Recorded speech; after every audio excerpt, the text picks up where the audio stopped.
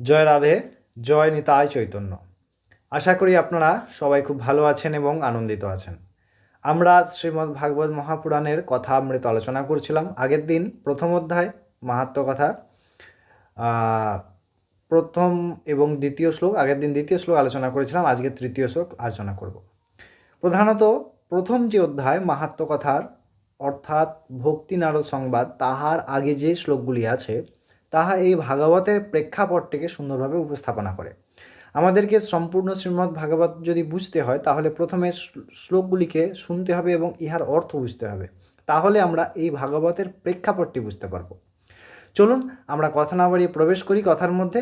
প্রথমে আমরা তৃতীয়তম শ্লোকে কি বলেছেন সেই তৃতীয়তম শ্লোকটি আস্বাদন করব এবং তাহার সম্বন্ধিত অর্থ আমরা অবগাহন করব। তৃতীয়তম শ্লোকে বলছেন ভাগবতে যে নৈমিষেষু তমাসীনা ভেবাদ্যা মহামতিম কথামৃতরসাস্বাদ কুশলঃ শৌনকোহ ব্রবীত।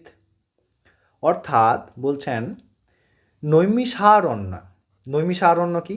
নৈমিষারণ্য দেবতাগণ, ভগবত ভক্ত যারা ভগবানের উপাসনা করেন তাহাদের অত্যন্ত প্রিয় স্থান, কারণ ভগবান শ্রীহরির শ্রীচারণ ক্ষেত্র, ভগবান সেখানে সেই নৈমিষারণ্যে পদার্পণ করেন এবং ভগবানের সেটি অত্যন্ত প্রিয় স্থান।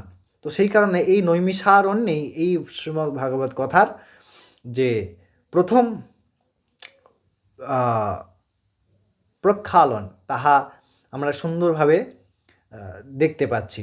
তো এখানে কি বলছেন না, শ্লোকটির মাধ্যমে বলছেন যে শৌনক ঋষি সুত মুনিকে দেখে, শৌনক মুনি সেই নৈমিষারণ্যে সুত মুনিকে দেখে প্রণামপূর্বক সেই সুতমুনিকে, এই শৌনক মুনিকে না, তিনি ভাগবত রস আস্বাদনকারী, ভগবত ভক্তি রস আস্বাদনকারী এবং তাহা কুশল, তিনি কুশল ভাগবত ভক্ত, ভাগবত তত্ত্বের রস আস্বাদনকারী। তাই তিনি প্রশ্ন করছেন কাকে না, সুতমুনিকে।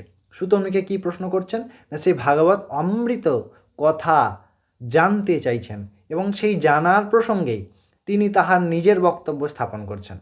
আমরা এর পরবর্তী শ্লোকটিতে আমরা পরবর্তী শ্লোকটি নিয়ে আলোচনা করব। সেখানে শৌনক মুনি সুতমুনির সুন্দরভাবে প্রার্থনা করছেন, সেই প্রার্থনার কথাটি আমরা শুনতে পারবো। নিশ্চয়ই তার জন্যে সঙ্গে জুড়ে থাকুন। প্রতিদিন আমরা এভাবে একটি একটি শ্লোক করে আস্বাদন করার চেষ্টা করব।